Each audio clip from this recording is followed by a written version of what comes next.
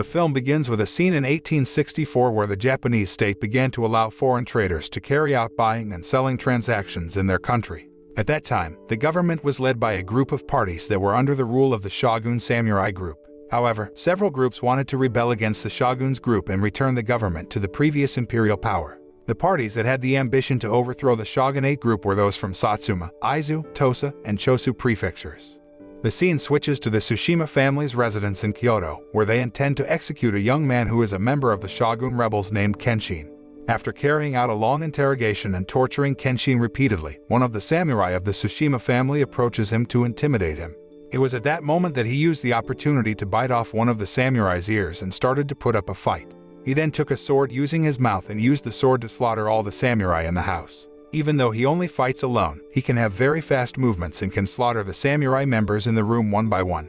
Not long after, a samurai commander named Hajime Saito and a samurai police force came to Tsushima's residence and witnessed all of Tsushima's family members who had been killed tragically. They believe that this massacre is related to the status of the Tsushima family, which is a loyal supporter of the Shogun group. That night, Kenshin again killed several samurai who were members of clans supporting the Shogun's party. In a matter of seconds, he could easily overthrow the samurai one by one, leaving only one young samurai who begged Kenshin to let him live. The young man begged Kenshin to let him go because he still had someone he loved and wanted to protect. But even though the young man didn't give up, Kenshin showed no mercy and attacked him several times. Then he tried to get up for the last time and scratched a wound on Kenshin's face.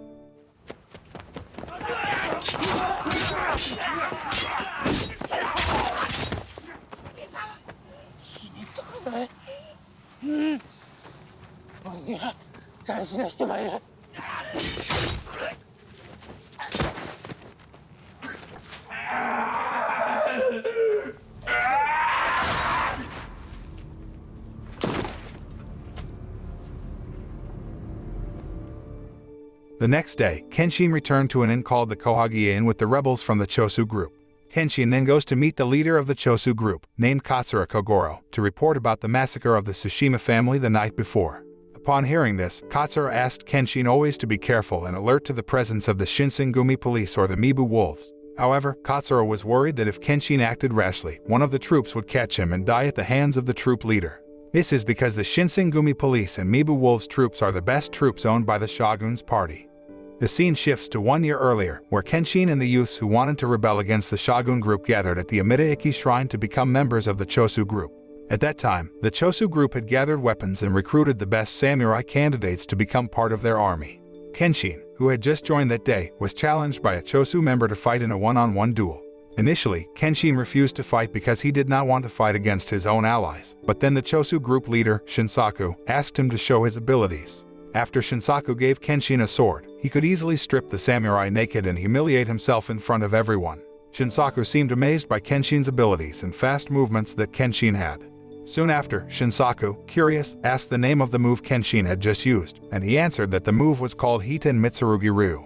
Katsura, who was still the head of the division at that time, felt interested in his abilities after seeing the moves he used.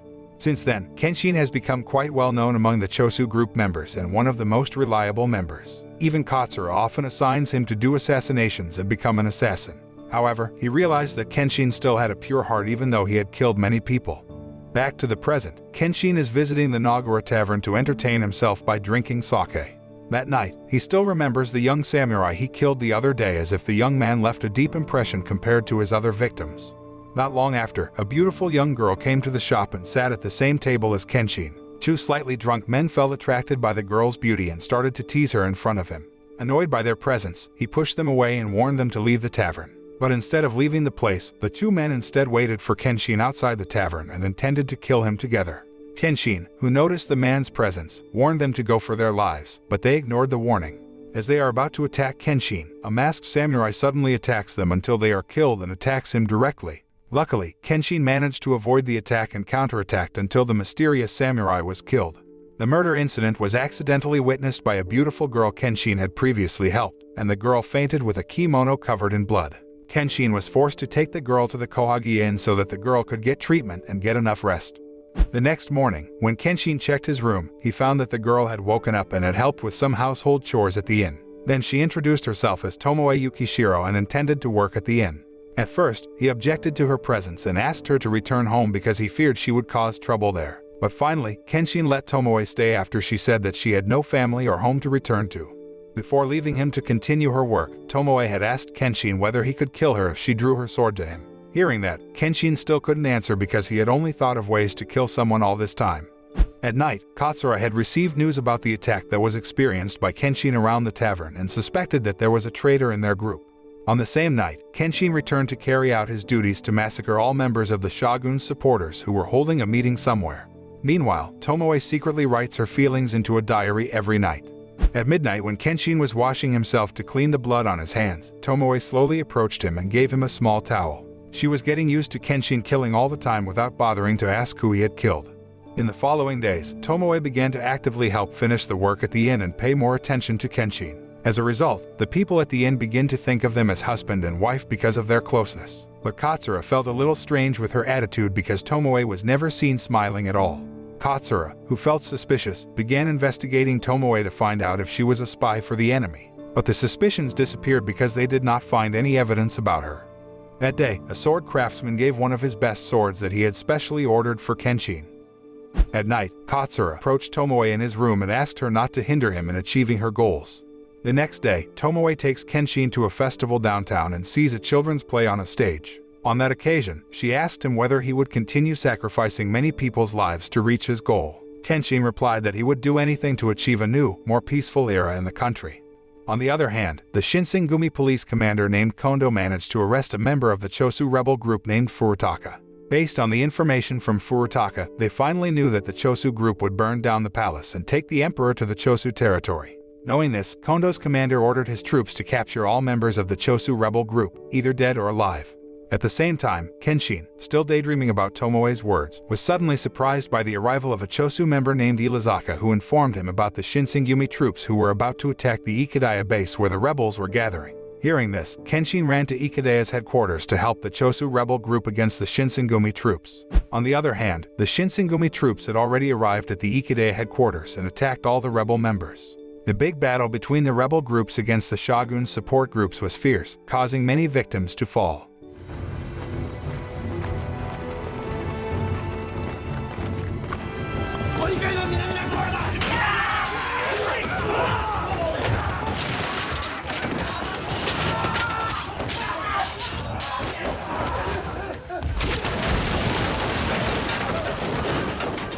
Even the rebel members who tried to escape from that place were caught by a samurai named Soji Okita, captain of the 1st Division in the Shinsengumi. When Soji was about to kill the member, Kenshin, who had just arrived at the scene, stopped and attacked him. The deadly duel battle between them was very fierce and tense.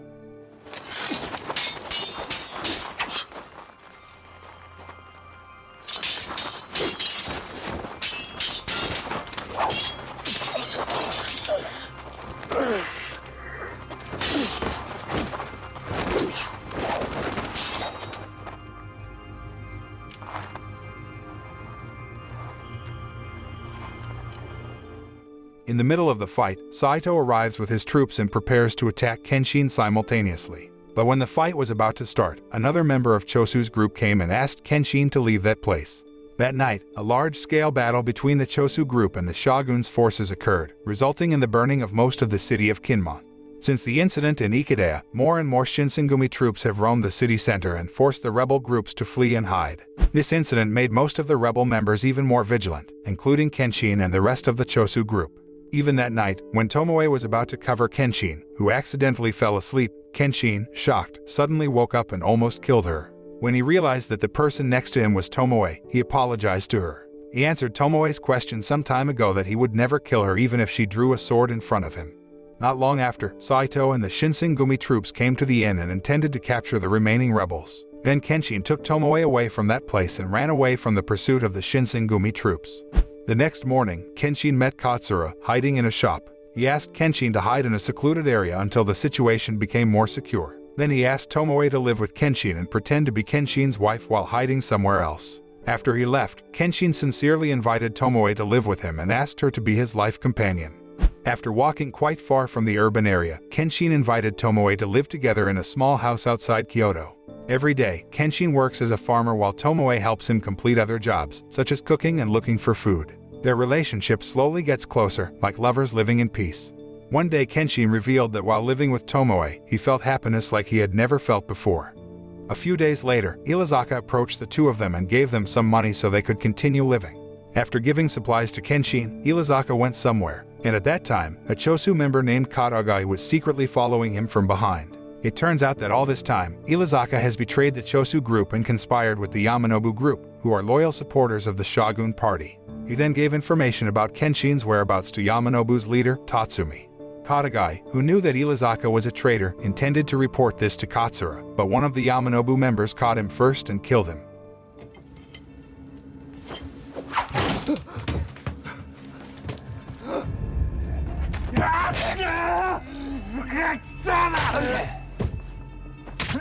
After Ilizaka finds out about Katagai secretly following him to the base, he becomes concerned that the other Chosu members know about their group. Soon after, Tatsumi ordered his youngest member, Enishi, to go to Kenshin's place and meet Tomoe. The next morning, Enishi arrived at Kenshin's place and met Tomoe, his older sister. He tells her he wants to help Tomoe get revenge on Kenshin. At the same time, Kenshin, who had just returned from the market, saw Enishi, who had just left his house, followed by Tomoe, who told him that Enishi was her younger brother.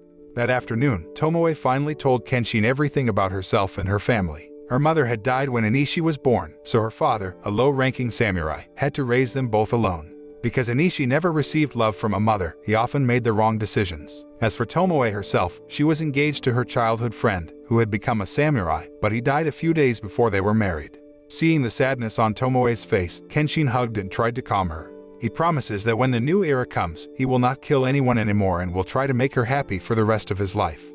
The next morning, Tomoe wrote down her feelings on the last page of her diary and took a sword before she finally went to meet her brother at Yamanobu headquarters. It turns out that Yamanobu's group has been using her to get close to Kenshin and discover his weaknesses so they can kill him easily. When Tomoe arrives at Yamanobu's headquarters to share information about Kenshin, she is surprised that she only finds Tatsumi alone. It turns out that he has sent his troops to several points to trap Kenshin and kill him without her knowing. Tatsumi suspects that Tomoe has been giving false information about Kenshin because she has fallen in love with him.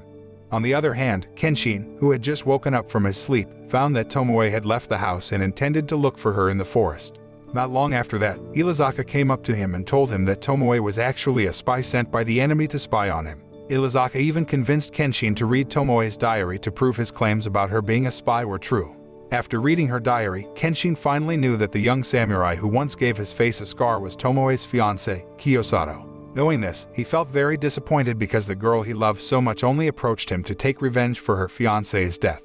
At the same time, Tomoe finally realizes that she is only being used by Yamanobu's group to kill Kenshin. As a result, Tomoe, who felt angry, attacked Tatsumi with a small sword, but he can easily block her attacks and knock her down with one strike. In the middle of Kenshin's trip to a temple, he was suddenly attacked by a member of Yamanobu's group named Nakajo with several arrows and traps they had prepared. When Nakajo thought Kenshin had been seriously injured, he dared to directly approach Kenshin to kill him. But Kenshin quickly used the opportunity to slash his hand and make Nakajo lose a lot of blood.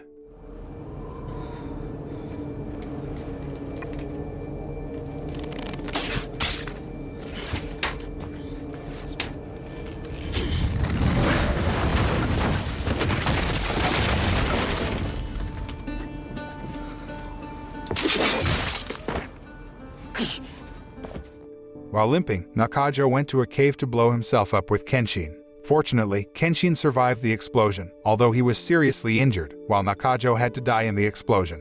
Hearing an explosion coming from the cave, Tatsumi realizes that Nakajo has lost the fight against Kenshin, so he ordered two other Yamanobu members to kill Kenshin, who was already seriously injured. Two Yamanobu members named Suida and Mulioi attacked Kenshin with sword slashes from all directions, so he had difficulty focusing his attacks. But even though he fought two people at once, he again managed to kill them and force them to blow themselves up.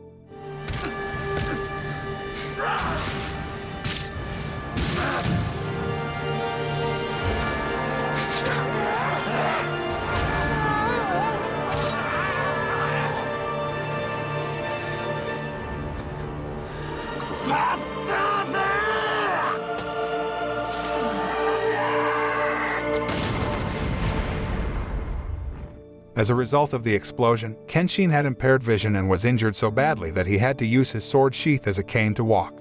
After Tatsumi discovers his army has been defeated, he fights Kenshin. Then he took out his sword and prepared to kill Kenshin. But Kenshin still continued to fight back and tried to attack Tatsumi even though he had to get more injuries from Tatsumi's attacks. At the same time, Tomoe, previously tortured by Tatsumi, tries to get up and help Kenshin. In the end, when Tatsumi is about to make the final attack on Kenshin, he deliberately lets the attack hit his shoulder to find out where Tatsumi is. It was at that moment Kenshin launched a counterattack toward Tatsumi and accidentally slashed Tomoe's body, who was trying to stop his attack. As a result, Tatsumi died from Tomoe's attack, and Tomoe had to die from Kenshin's sword. When Kenshin's vision recovered, he found Tomoe lying helplessly in front of him with a severe sword wound. Before she breathed her last, Tomoe looked at him and apologized to him while giving him a scratch on his face as a remembrance. Then Kenshin finally had to accept that the girl he loved had to die in his arms.